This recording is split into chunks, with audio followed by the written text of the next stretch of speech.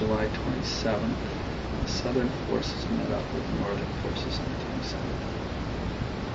Half of the Japanese were still alive. 9,000 Japanese were still alive. Oh, yeah? And you did... Here's one thing that was confusing to me, but I remember you talking about patrols. Right.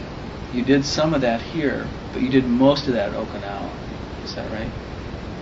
You did a lot of patrolling at Okinawa too, cleaning up. No, I would say the patrolling was here. That was in Guam. all Guam. Oh, well, yeah. Okay. Because the north end, jungle, we would get driven up there in trucks or whatever. We took turns. Our turn came about every third day. We were driven up right near within 2 miles of the north end. Yeah. Dropped off and we went down in company strength. When I say down, I mean the north end of Guam. Yeah. I would guess has straight, sheer drop-off cliffs anywhere from 200 to 600 foot high. You drop down, this jungle right up to the edge, and then jungle walls, but you could get down. You could be going back and forth. On the bottom down there was, I would guess, let's say,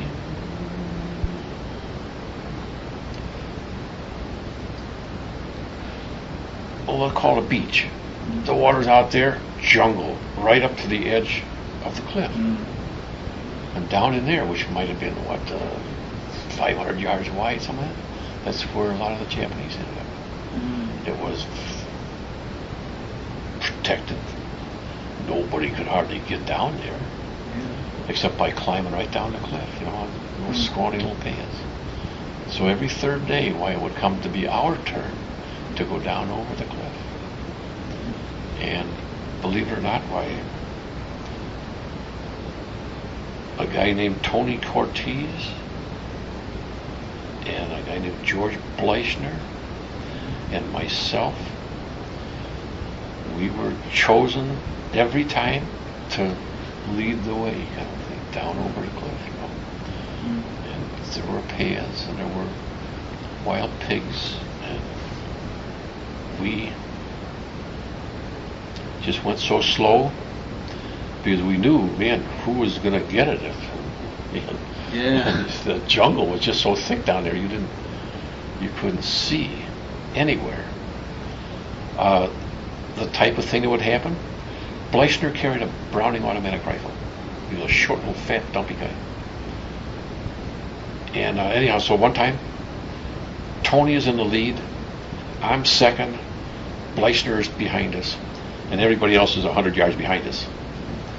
And we are going down a slopey precipice type thing in the jungle. And a Japanese steps out in the path. Tony had gone by this guy. This guy steps out on the path from the jungle on both sides, real narrow little. And he steps out on the path ahead of me. There's Tony up there. Bleichner lets go right over my shoulder with his Browning automatic rifle and just blasts the guy's head right away. Because the guy's brains literally were splattered on my jacket. Because his head just exploded. He was that close to me, let's say 3-4 feet away. And Bleichner, I can't imagine how Bleichner didn't shoot me to get at him, because he was behind me.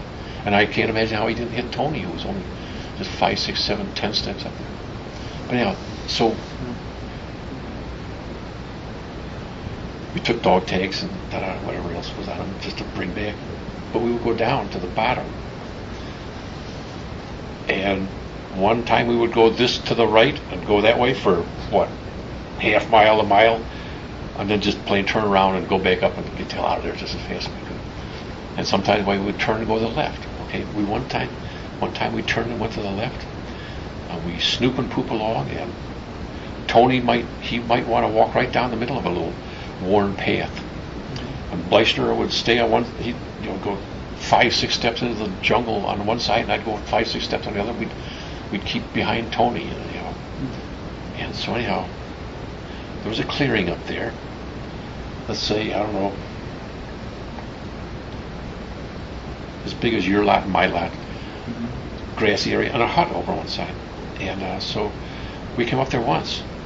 And Tony, he'd been first, so he waves to Bleicher and I, and we come up to the edge, and we look over that way, and there's this hut over there, and this grass was, let's say, knee deep in the field, and we could see what looked like a stump over there, a narrow stump that was sticking up.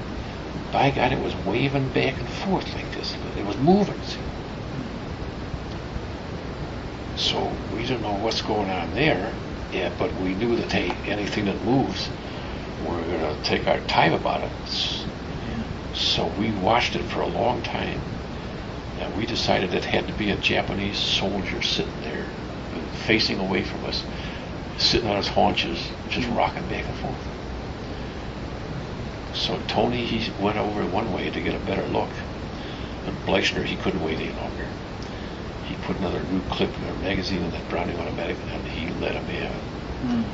And about 6 or 8 of them jump up out of the weeds and start running, Japanese soldiers. And I can remember the first guy, Bleichner got him. The guy just pitched straight ahead on his face. Anyhow, so concussion grenades. Tony was lobbing them from one side. I was lobbing them from another. Bleichner, man, he was throwing magazines in this thing. They're just raking everything. These guys ran away from us. Okay, they couldn't go very far because there's a 200, 300, 400 foot cliff coming straight down.